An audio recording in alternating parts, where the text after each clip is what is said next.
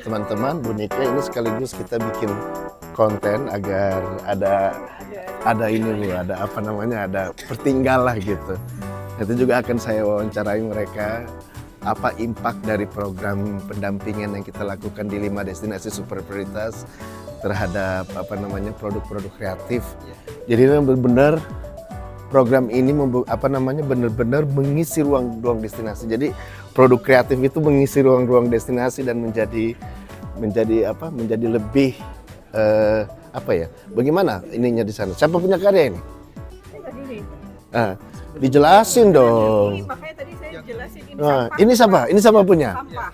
Nah ini, ayo jelasin dulu sama Bu Nika. Ya, jelasin. Pegang nih, pegang. Sorry. Jadi ini karya saya berjudul Berujung Musibah gitu. Jadi banyak orang yang mengharapkan sesuatu keberuntungan dengan mitologi 9 ikan koi begitu, namun akan tetapi lupa akan kebersihan di sekitarnya gitu. Sehingga akhirnya membuat itu menjadi sesuatu hal yang jauh daripada keberuntungan itu begitu. Kenapa ikan koi? Karena memang ikan koi adalah ikan yang memang disimbolkan sebagai mitosnya keberuntungan, dan memang ikan itu adalah ikan yang indah untuk dipandang. Emang keberuntungannya ikan koi itu sebagai simbol keberuntungan hanya di Mandalika atau di daerah-daerah lain juga? Banyak sih sebenarnya. Iya, universal ya. Harus di universal. Ikan koi itu sebesar apa sih? Sebesar apa? Coba lihat sebentar. Sebesar gini? Sebesar gini. Oh, beda dengan yang Mandalika itu yang beda ya? Yang itu yang metos nyale itu beda ya? Beda. Oke. Jadi pesannya lingkungan ya? Ya, lingkungan. Pesannya lingkungan. Jadi untuk menjaga lingkungan sekitar dulu lah begitu. Iya. Kalau ini siapa yang punya? Mami Sukani yang Mami. Oh, masih keluar. Jadi ini pesan.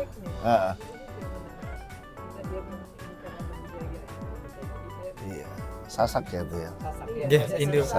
Sasak ya. Proses apa? Nyongkolan itu apa? Kayak ini pernikahan adat gitu di Sasak. Nah, jadi mempelai laki-laki dan perempuan itu diarak dengan kita sebut praja kalau di sana. Oke. Praja. Jadi dari rumah mempelai laki-laki dibawa ke mempelai perempuan itu dengan diarak. Dan karena kembali lagi ke tema yang diberikan itu kan tentang lingkungan. Nah, jadi pohon terakhir ini. Ini pohon terakhirnya. Iya. Pohon apa namanya? Diinterpretasi lah. Diinterpretasi. Bahwa kondisi Lombok itu ya paling tidak seperti ini. Tinggal terakhir. Iya. Ini ya itu kalau dia dijaga. Jadi mungkin ini pengingat buat kita semua, pengingat kita juga. Gitu ya. Pengingat juga. Iya, pengingat juga ya. Melestarikan lingkungan dan sebagainya. Iya. Tapi nama pohonnya ini ada nggak di sana? Nggak ada. Iya. Nggak ada ya. Ini pohon imajiner ya. Imajiner, interpretasi senimannya Pak Amin. Oke. Yang ini? Mas Palu. Mas Palu. Wih. Mas Palu. Halo guys. Ini bercerita masalah hijau katulistiwa judulnya. Jadi Indonesia itu merupakan sebuah jamrut katulistiwa lah ya. Jadi Kenapa tiba-tiba di hijau ada merah? Merah ini merupakan sebuah peringatan. Jangan terlalu banyak penebangan, harus ada reboisasi ya. Penanaman pohon. Jadi itu sih. Nggak usah dimaknai warna politik ya, nggak usah.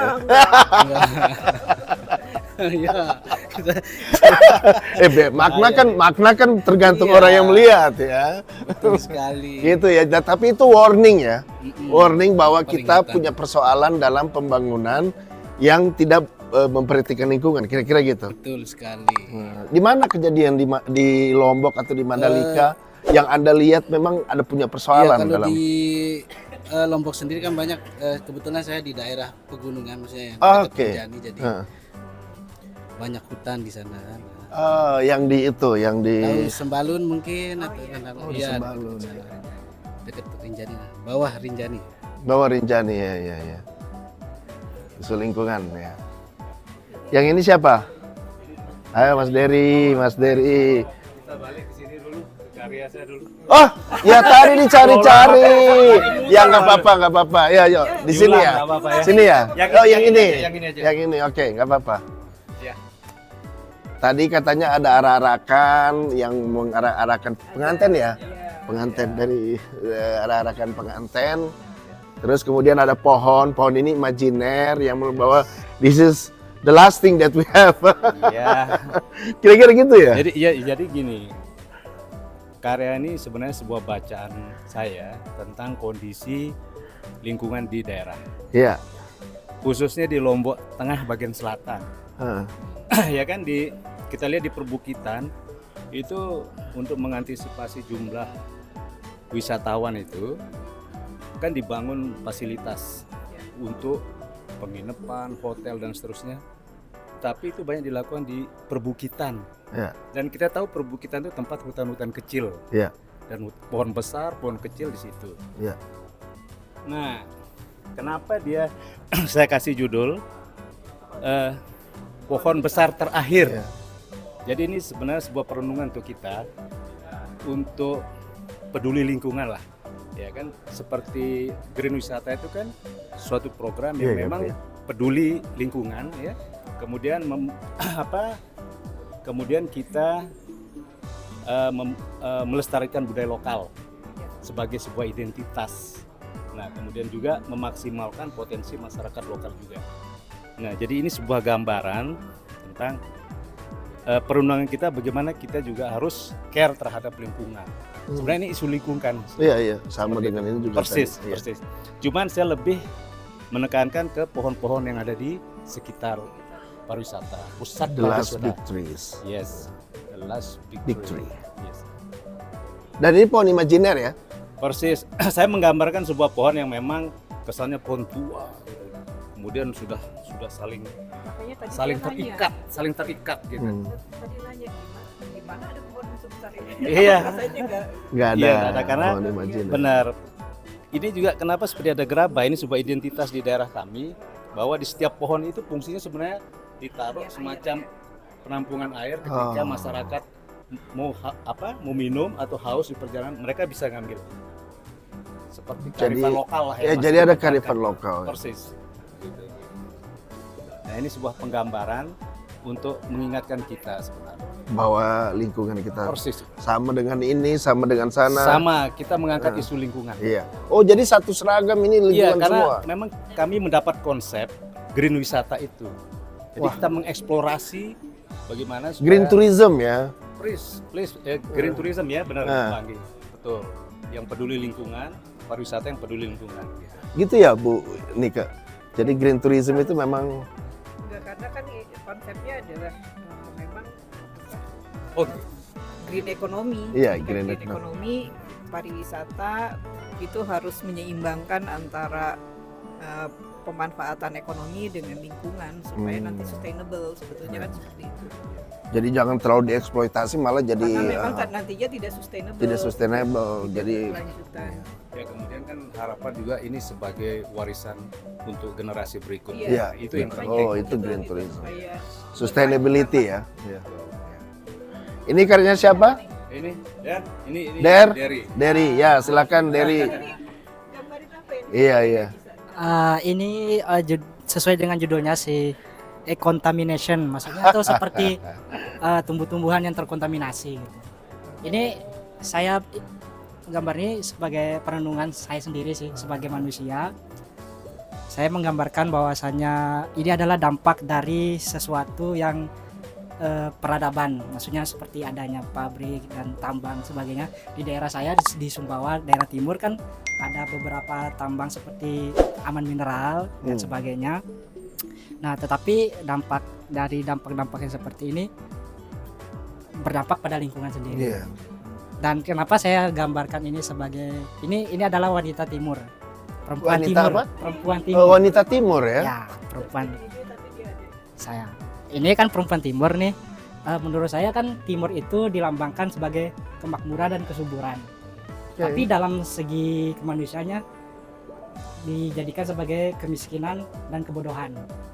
Oke. Sosialnya ya. Iya. Iya, oke. Jadi kenapa sekarang lebih ke timur, orang lebih mencari sesuatu yang di sini nih kayaknya ada beberapa yang sumbernya yang pasti didapati dengan sebagainya gitu.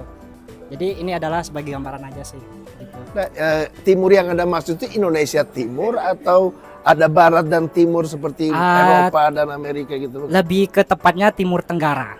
Oh, Indonesia berarti sendiri. Indonesia ya. Tapi ini lebih ke timur kan. Timur itu dilambangkan sebagai wanita Papua kalau menurut saya. Iya, berarti ini ya. Benar, guys. Hitam ya, ini keriting gitu ya. Keriting seperti Wanita Papua ya. ini adalah simbol-simbol seperti itu. Iya sih. Ini daun-daun yang terkontaminasi oleh limbah-limbah seperti itu sih.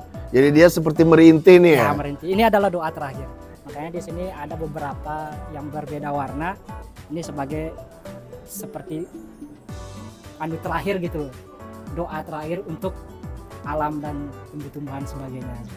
Narasinya Ada manusia dan tumbuh-tumbuhan itu ada koneksi sebenarnya. Iya, Ada kesadaran. Cuma kadang kita sebagai yang berlebihan, manusia berlebihan itu kita tidak ngeh dengan itu. Gitu.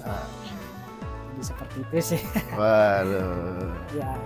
Menarik ya, ada isu gender juga di sini ya. Benar sekali. Bahwa ini siapa punya? Ini Lalu, Nopiandi.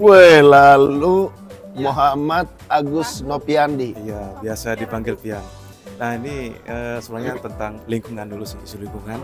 Jadi di sini suatu hari nanti mungkin ketika sebuah produk teknologi atau apapun itu yang terus berkembang ugal-ugalan gitu produksinya gitu, nanti akan menjadi sampah di dunia ini sampai tidak ada lagi tempat-tempat yang layak untuk dihuni gitu.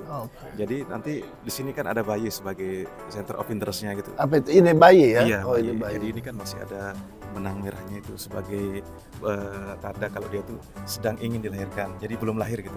Jadi seandainya dia bisa atau diberikan sebuah pikiran gitu kan, mungkin dia tidak akan mau untuk hidup di sini, lebih baik dia langsung mati aja. Wah, luar biasa. Pesannya ini banget ya. Agak tajam gitu ya. Iya, Jadi ekosistemnya kan tidak mendukung pertumbuhannya bayi ini. betul. Dan kemudian bayi ini disimbolkan dengan bayi yang kurang sehat ya. Betul. Ini apa seperti ininya besar ya. Betul. Terus perutnya agak Iya, buncit. buncit gitu kan, Nah, tidak ini- sehat itu. Betul. Ini saya warnakan warna emas karena semua bayi itu kan generasi Sebenarnya emas, gitu. generasi emas. Begitu ceritanya. Oke. Itu aja sih. Wih, tapi ini terhitung kontemporer atau eksperimental ya? Iya, kontemporer. Kontemporer ya? Saya pikir ya, setuju saya. Kontemporer. Ini siapa punya? Di Indonesia. Oh, nggak ada? Oke. Ya. Ini dari sini. Saya boleh wakilin ini Pak? Iya. Karena kebetulan pelukisnya nggak bisa Nggak ikut, hadir. nggak ikut, nggak Dia apa-apa. sakit, dia sakit. Oh, sakit ya? Iya, perlu dirawat ya. Ini Oh, ini oh, sama konsepnya mengangkat isu lingkungan. Jadi ini yang dia bilang figur wanita ini seperti ibu pertiwi yang sudah merintih. benar. Nah, jadi bagaimana makhluk hidup di sekitarnya pun juga ikut juga terkontaminasi dengan sampah. Gitu. Kulihat Ibu Pertiwi sedang bersusah hati.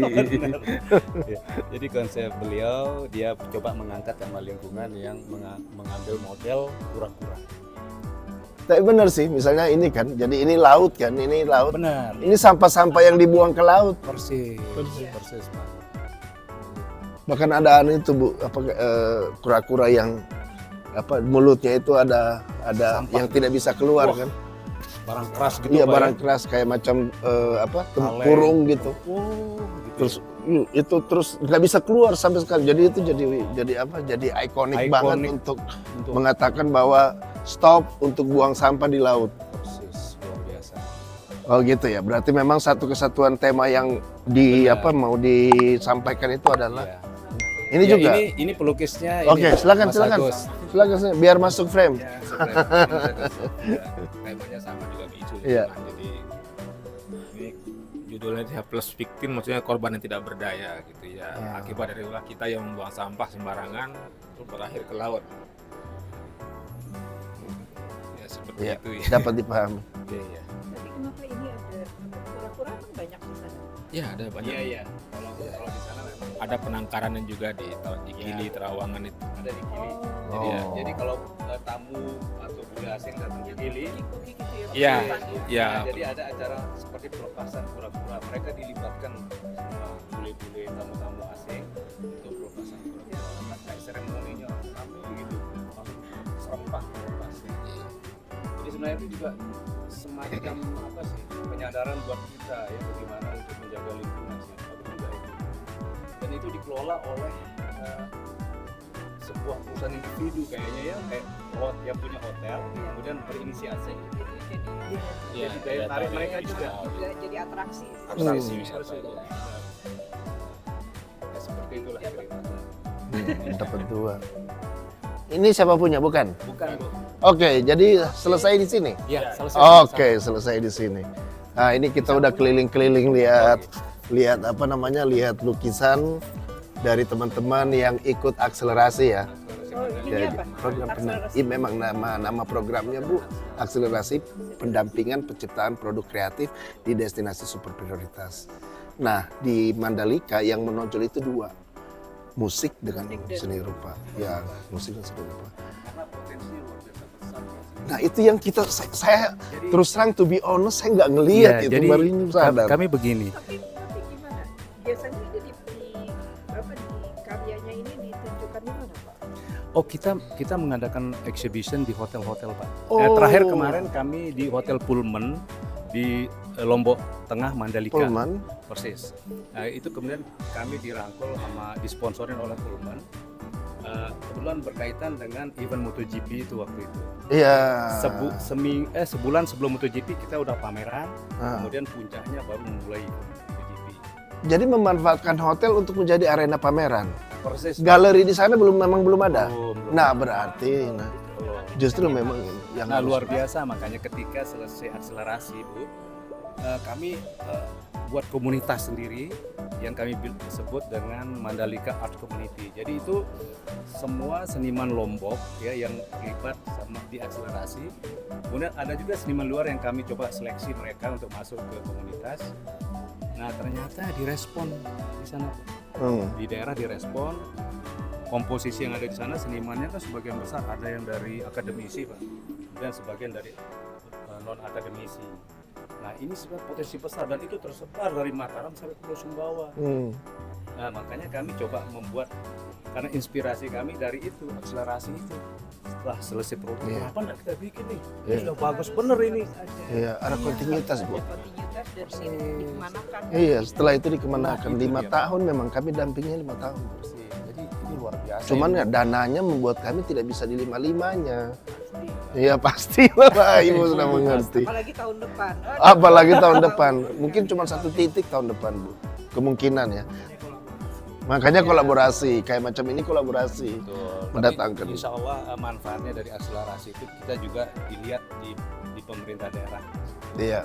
Dengan gerakan-gerakan kita itu ternyata pemerintah daerah memberikan ruang yang seluas-luasnya untuk berekspresi gitu. Hotel-hotel kemanapun kami kalau sudah buat surat rekomendasi untuk pameran, hotel kan menerima, nggak berani nggak ngasih fasilitas, langsung kita direspon. Alhamdulillah. Ya, karena memang background kita kan kayaknya ini udah dari bidang, jadi ya beda anunya lah.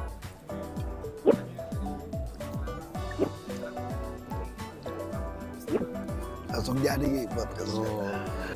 Ini sudah Ada ibu ini benar. Dan ini kan awal kayaknya Bu ya, dan kami juga baru-baru ini ikut terlibat benar. Jadi ini 3 formalitas doang di sini.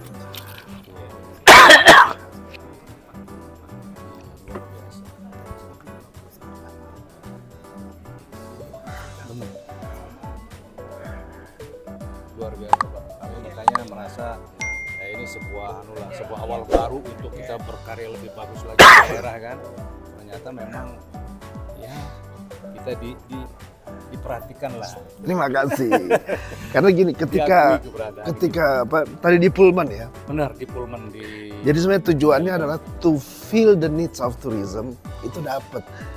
Jadi kita ini untuk mengisi ruang-ruang destinasi super prioritas itu udah apa ya? Karena kita juga fokusnya di Lombok Tengah, di Mandalika, Iya, sebagai betul. kawasan ekonomi khusus Betul. itu, Pak. Jadi coba kita gedor ke sana. Artinya begini, kita bukan hanya sebagai penonton di daerah, kami juga punya potensi. yang harus Terlibat. Kalau bermain tidak di masalah situ. sosial tumbuh itu. Ternyata kita masuknya setelah akselerasi. Syukurlah, Begitu. terima kasih. Saya berterima kasih juga Terima Pak kasih. Ibu, ini luar biasa. Jadi kita itu mau kemana, gerakan kita itu selalu diperhatikan. Jadi mereka welcome, ayo kemana silakan, seperti begitu. Seolah-olah potensi lokal ini memang harus tersalurkan, nggak boleh diabaikan. Diabaikan. Sebab kalau tidak akan masalah sosial. Siapa yang ketua? Ada art community? Saya. Oh, Bapak ketuanya. Memang harus ada social creative planner-nya nih. Iya, kemudian Pak Sase juga dari akselerasi, dia sebagai kurator kami di Mandalika Art Community. Oke. Jadi ya alhamdulillah lah komplit anunya, personilnya. Ya. Secara tidak langsung udah jadi. Terima kasih ya, Pak. Sama-sama. Ini apa? Oh, ini kuratornya, Pak. luar biasa. Ini kurator dari Mas Rio mungkin perlu pakai ini. ya karena kita langsung bikin konten. Nggak apa-apa. Ini nanti Pak Yul bisa. Abaikan aja. Abaikan aja. Lebih candid, lebih candid. Jadi Bu, di pameran ini selain ada teman-teman dari Mandalika, juga ada seniman undangan. Nah, kerjasama dengan Artmoban kan. Jadi ada Ayu Arista Murti, Iya. kemudian itu, Oh, itu iya, karyanya iya, yang betul. itu dan yang itu. Kemudian ada Teresia Agustina yang warna biru. Terus yang sebelah sana ada namanya Endang Lestari. Nah, ini karya keramik dari Endang Lestari. Ini tentang interpretasi dari ide kerjasama itu tentang regional dan tentang sirkular, tentang feeling the circular, tentang sesuatu yang berhubungan dengan estetika sirkular, kira-kira gitu Bu. Karena ini kan dari clay, dari tanah liat kan, dan dalam rangka untuk kita memberdayakan resources, pakai tanah terus kemudian menjadi tembikar. So ini idenya ya tentang osmotic harmony Bu. Sesuatu yang berpotensi dengan kehidupan, terutama pada tanaman. Iya. Ini terus di-split dengan rupa biar orang boleh pegang sih sebetulnya. Oh gitu. Boleh. Iya, bisa interaksi. Kalau orang gemes atau apa? Biar teksturnya dirasakan ya. Iya. Don't touch. Iya. Please touch.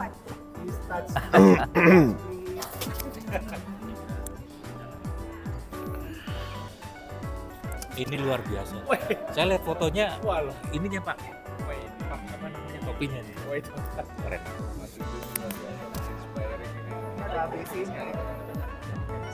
Iya, terima.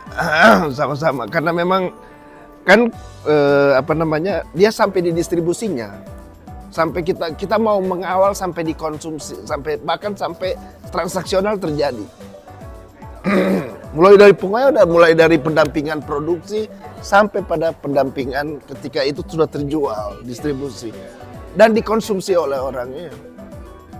Itulah sebabnya. Setelah ini kan nanti puncaknya bulan September, Oktober kalau nggak salah Bu. Jadi itu tapi cuma digital. Jadi semua itu dan banyak talk show. Kita akan undang orang-orang yang ini untuk talk show untuk membicarakan community development melalui karya kreatif dan mengisi ruang-ruang destinasi seperti itu. Betul. Oke. Iya, betul. Betul. Cara yang produk. Ini yang edukasi, ini yang semua ini kita monetize-nya. Betul. Betul. Jadi kita di pemasaran ekonomi itu kita udah jarang open source. Karena sudah ada kedai putih yang lain. Ya, dari produknya ada semua dari SDM, dari mana semua udah itu, jadinya udah siap kita jual. Nah, ini kan dalam rangka ini juga kita lagi pelajarin untuk ini. Biasanya kan kalau FKK itu kan banyak yang nanganin fashion kreatif kuliner itu udah hampir Udah semua kementerian UMKM segala rupa udah. Dan sepertinya pengulangan kayak gitu. dan ini kan dengan peraturan aturan yang baru yang PP 224 tahun 2022 kan, yang menjadinya tangible menjadi intangible. Oh ini Ya, Oh, siap. Jadi dari tangible menjadi intangible, Pak. Jadi kalau ekspor impor itu kan udah tugasnya Kementerian Perdagangan apa yang lain. Tapi dengan adanya penjualan ini, kalau orang sudah menjual satu kontainer misalnya fashion, dia menjual satu karya aja sama dengan mereka jual 2 kontainer. Intangible. Makanya ada IP kan berbasis intellectual property-nya itu, terus juga seperti ada pembiayaan di sana di peraturan 22. Ya, makanya nah kalau open call kalau kurang Iya. Kalau Tapi stoknya kurang. stoknya kurang. Iya. Nah, kalau ini namanya call for entry. Call for entry. Jadi data-data yang dari kedeputian lain kita buatin surat, ini ada pameran di sini, ada nggak yang sesuai? Oh ada. Nah ini akselerasi. Iya ada. Oh ada nih. Kita nggak perlu lagi karena ya memang ini kan dari belajar latihan nanti bapak-bapak kita penjualannya kapan? Iya. Karena memang harus sampai distribusi. Iya. Nah inilah. Iyalah yang tadi dibilang Pak Amin, memang anggarannya nggak banyak. Tapi kolaborasi. Tapi bisa. kolaborasi membuat mungkin ya. Iya. Iya. Nanti akan saya minta satu-satu bikin statement ya mengenai programnya Kementerian Pariwisata Ekonomi Kreatif. Dan harapan. Awalnya kita mau bikin podcast Bu semuanya, tetapi ternyata ketika liling tadi itu udah podcast itu. udah. Cuman mungkin closing statement dari masing-masing ya. Terus kemudian mungkin apa yang dirasakan dengan program dari Kementerian Pariwisata Ekonomi Kreatif, mulai akselerasi, terus kerjasama dengan Deputi Pemasaran dan harapan ke depan seperti apa? Saya Lalu Syaukani, perupa dari Lombok, Nusa Tenggara Barat. Jadi kalau berbicara tentang akselerasi yang tahun kemarin kami sempat diberi bimbingan untuk para perupa seniman di daerah oleh Kemenparekraf RI ya. Dan manfaat yang kami rasakan sangat luar biasa, baik dari segi ilmu dan wawasan yang kami dapat, kemudian juga bagaimana kami mencoba mengkoordinir teman-teman ya untuk bisa maju bersama di dalam dunia seni rupa kita khususnya di Lombok seperti itu. Nah kemudian setelah akselerasi itu ya, kami membuat komunitas ya, komunitas alumni dari akselerasi yang kemudian direspon oleh pemerintah daerah sangat positif ya. Contohnya seperti mereka memberikan kami ruang untuk berekspresi seluas-luasnya, memanfaatkan fasilitas hotel yang ada di sekitar titik-titik pariwisata yang ada di Lombok. Nah, terakhir kami juga berpameran di Pullman Mandalika Lombok. Ya, luar biasa, kami di backup, disponsorin, dan kami juga dijadikan sebagai satu program sebelum MotoGP. Kami sudah diberikan ruang untuk berpameran di situ. Ini luar biasa. Nah, kemudian selanjutnya kami juga bisa ikut dilibatkan berpameran di Art Moment ya. Dan kami ini baru pertama kali. Dan ini sebuah pengalaman baru bagi teman-teman yang lain untuk modal kita ya bergerak ke depan lebih baik lagi seperti itu. Sangat luar biasa ya apresiasi pemerintah yang diberikan kepada kami selaku perupa di daerah, khususnya di dalam program akselerasi. Mungkin itu saja secara singkat yang saya bisa sampaikan. Saparul Anwar, nama panggung Palong. Mengenai akselerasi dari Kemenparekraf itu sangat luar biasa. Kami dari perupa atau seniman NTB itu sangat senang sekali dengan adanya program akselerasi dari Kemenparekraf, bisa membangun atmosfer seni rupa dan ekosistem seni rupa di NTB sendiri. Harapan kedepannya akselerasi ini bisa semakin menjalin hubungan yang romantis dengan para seniman-seniman di NTB gitu. Biar semakin cetar, mantap jiwa dan hasil lole. Iya itu sih. Halo, nama saya Dery Firmansyah.